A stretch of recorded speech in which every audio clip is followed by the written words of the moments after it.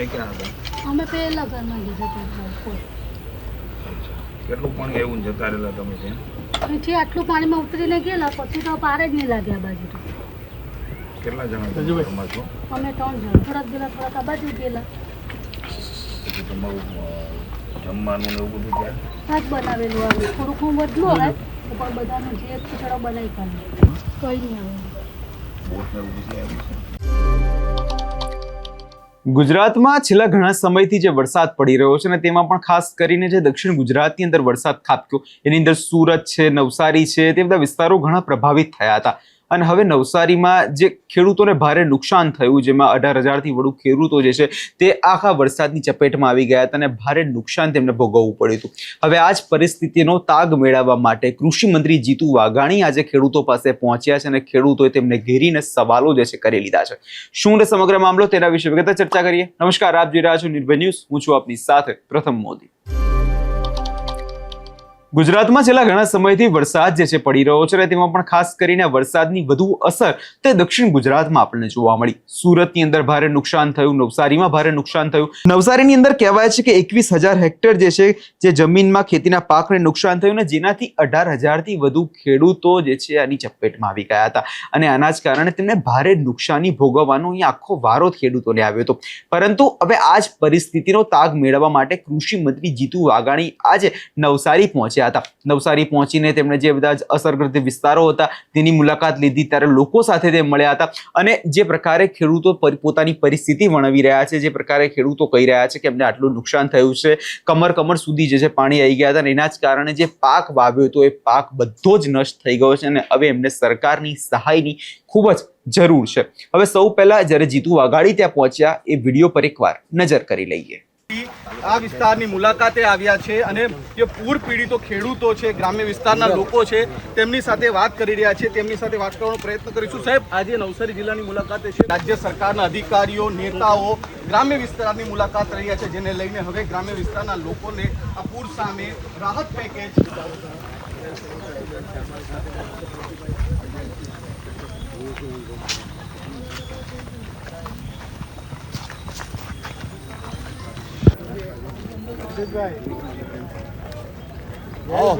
કેમ છો?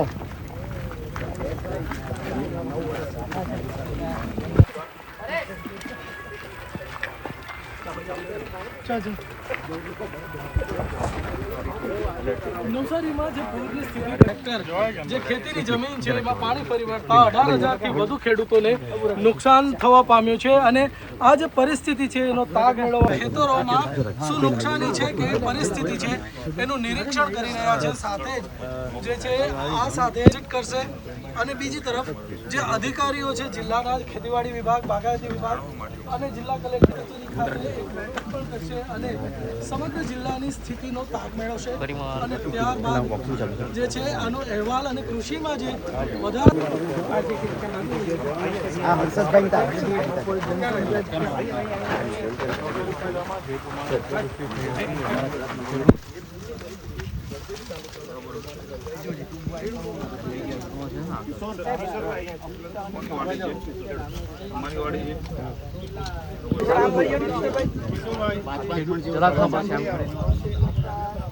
એમની સામે વાત કર્યા કરજો.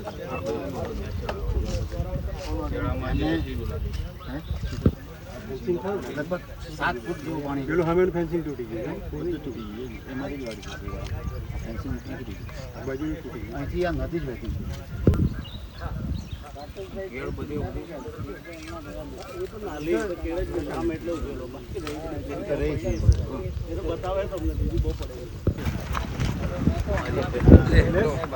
આ પ્રોટેક્શન વોલ ત્યારે આપણે નહીં બનાવી.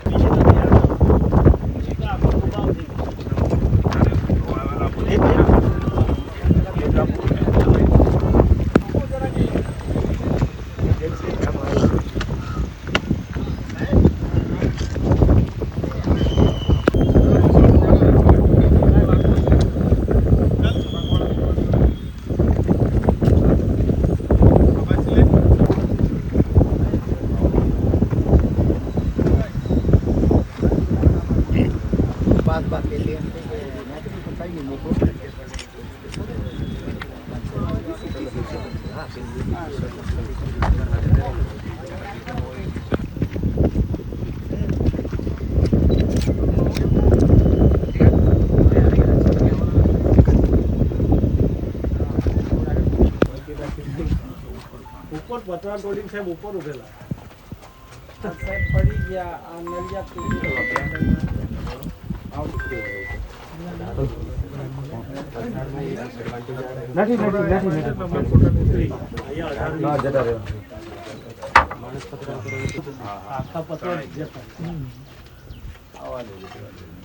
પાણીનો ફોર્સ પણ એટલો જ હતો.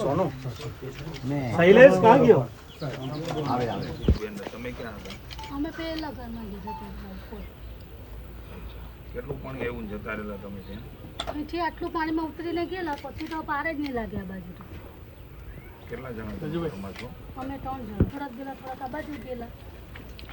પછી તમારું જમવાનું ને એવું બધું ત્યાં? શાક બનાવેલું આવે થોડુંક હું બદલું આવે પણ બધાનો જે ખીચડો બનાવી કાઢે કંઈ નહીં આવે. બોટ ને એવું બધું આવ્યું છે? સાહેબ કરંટ એટલે પછી વોટ આવી જ નહીં શકે સાહેબ. કરંટ એટલે ક્યાં સુધી પાણી એવું નીકળવા માંડ્યા હતા?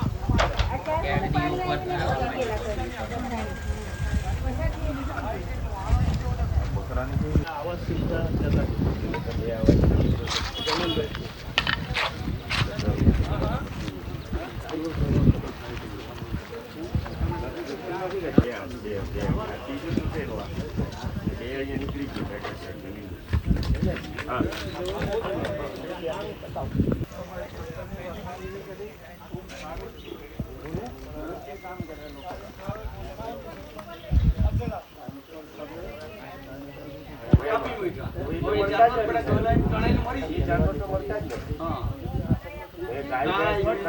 જે આપણા કોટામાં હોય ને કાપી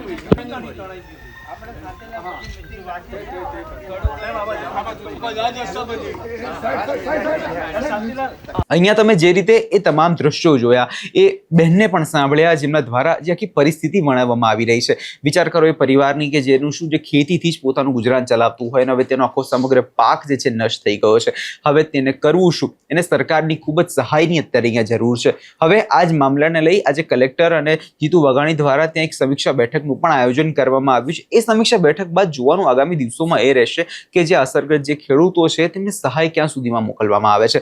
શું એમને જલ્દી સહાય પહોંચાડવામાં આવે છે ખરી કે ખાલી આ મામલે ખાલી માત્ર નિવેદનબાજી થાય છે કે માત્ર જીતુ વાઘાણી હવે એ વિસ્તારમાં પહોંચ્યા એના પછી કોઈ પણ પ્રકારની કાર્યવાહી અહીંયા થતી નથી.